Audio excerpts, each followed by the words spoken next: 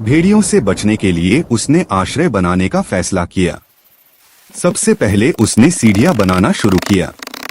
उसने एक एक लकड़ी को ध्यान से चरणबद्ध तरीके से लगाया। फिर उसे लगा कि लकड़ियां कम पड़ सकती हैं, इसलिए उसने जंगल से और लकड़ियां काटी।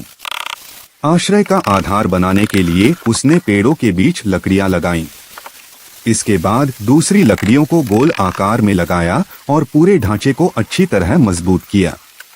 फिर बेलों की मदद से पूरे ढांचे को चारों ओर से कसकर बांधा ताकि वह और मजबूत हो जाए।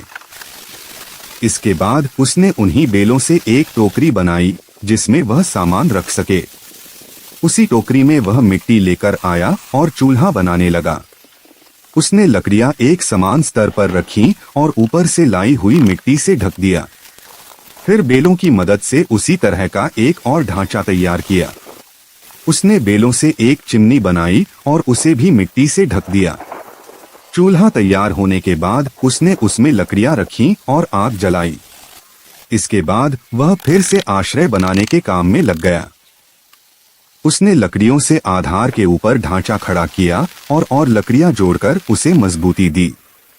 फिर बेलों की मदद से एक एक बेल लगाकर पूरे आश्रय को बहुत मजबूती से ढक दिया। उसने दरवाजे के लिए जगह छोड़ दी। इसके बाद वह और लकड़ियां लाया और एक एक करके ऊपर से छत बनाई। फिर बेलों की मदद से छत को ढका और पूरे ढांचे पर मिट्टी लगाई। खास लकड़ियां लगाकर मिट्टी को अच्छी तरह जमाया। फिर उसने अंदर की दीवारों पर भी पूरी तरह मिट्टी लगाई। अंत में वह दरवाजा बनाने लगा। उसने बेलों से दरवाजे का आधार बनाया, फिर बेलों से उसकी बॉर्डर बनाई। बॉर्डर को मिट्टी से ढककर मजबूत किया और अंत में दरवाजे के सामने के हिस्से को भी बेलों से अच्छी तरह कवर किया।